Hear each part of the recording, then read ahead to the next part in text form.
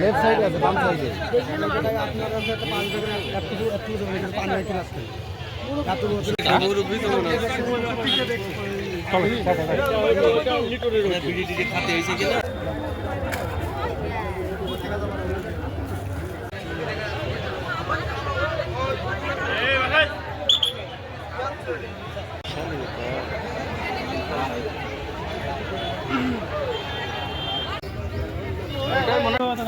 সাইডে থেকে করা যাবে না?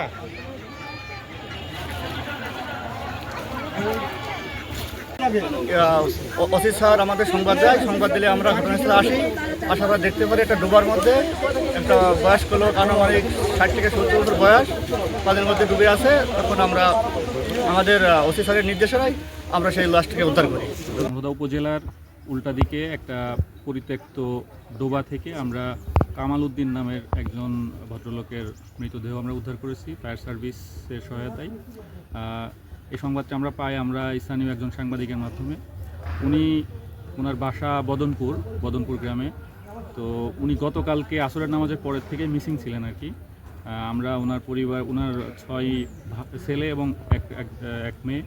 তো ওনার পরিবারের কাছ থেকে আমরা হিস্ট্রি নিয়ে জানতে পেরেছি আর কি। উনি উপজেলা শিক্ষা অফিসের অফিস করণিকের চাকরি করতেন এক সময়, প্রায় 14-15 বছর আগে রিটায়ারমেন্টে গেছেন।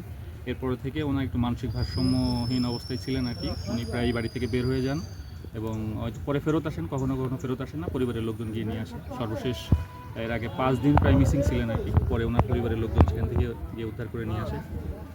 তো ওনার একটা অদ্ভুত একটা অভ্যাস ছিল, সেটা হলো যে বোতল বা এই জাতীয় জিনিসপত্র পোড়ানো আর কি। তো এর ধারাবাহিকতায় আজকে সংবাদের ভিত্তিতে আমরা পরিত্যক্ত ডোবা থেকে ওনার দেহটা উদ্ধার করে আমরা থানায় নিয়ে আসি। পরে ওনার পরিবারের সদস্যরা খবর পেয়ে এসে ওনার লাশ শনাক্ত করে। তো এরপরে আমরা এখন মৃতদেহের সুরতহাল প্রস্তুত করে আমরা এটা পোস্টমর্টমের জন্য পাঠাবো এবং আইনগত যে ব্যবস্থা আছে আমরা বিধি মোতাবেক সেটা আমরা থ্যাংক ইউ।